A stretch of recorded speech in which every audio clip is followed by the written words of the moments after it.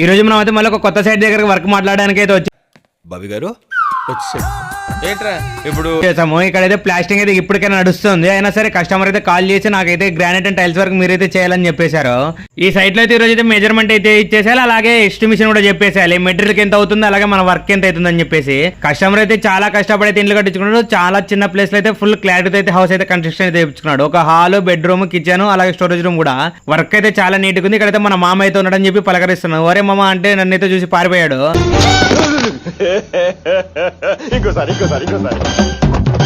పలకరిస్తున్నాను. ఒరే మామ అంటే నన్ను అయితే చూసి పారిపోయాడు. ఇక్కడ వచ్చేసి బెడ్రూమ్ లో వచ్చేసి ఏమైనా సెల్ఫ్లు అయితే పెట్టలేని అయితే అడిగాము, కానీ సెల్ఫ్లు అయితే ఏమొద్దన్నారు.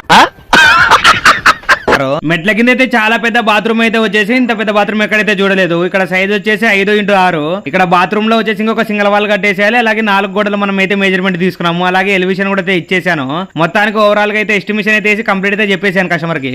అలాగే మన బండికి వచ్చేసి మెయిన్ గా స్పేర్ పార్ట్లు అయితే బుకింగ్ చేద్దామని చెప్పేసి డిప్రెషన్ త్వరగా అయితే వచ్చాను. బండికి ఏమేమి పోయి అనేది మీకైతే తెలిసిందే. మొత్తానికి సీట్ ప్యాన్ లో డిస్క్ ప్లేట్, అలాగే మళ్ళీ ఒక అడిషనల్ అయితే యాడ్ అయితే చేశాను. అలాగే ఇన్నిటికి వచ్చేసి మన బండికి ఖర్చు అయితే దాదాపు మళ్ళీ వచ్చేసి ఒక 6K అయితే అవుతుంది. ఇది వచ్చేసి నా డ్రీమ్ వెహికల్. అలాగే ఇది వచ్చేసి చాలా పెద్ద సెంటిమెంట్. అలాగే ఈ బండికి ఏం రిపేర్ వచ్చినా సరే ఇలాగే చేయించుకుంటాను. నేనైతే ఎన్ని కష్టాల్లో ఉన్నా, అలాగే ఎంత దూరం వెళ్ళినా చాలా క్షేమంగా అయితే ఈ బండితో రిటర్న్ అయితే వస్తాను. ఈ బండి వీడియోలు ఉంటే మన ఐడిని అయితే ఫాలో చేసుకోండి.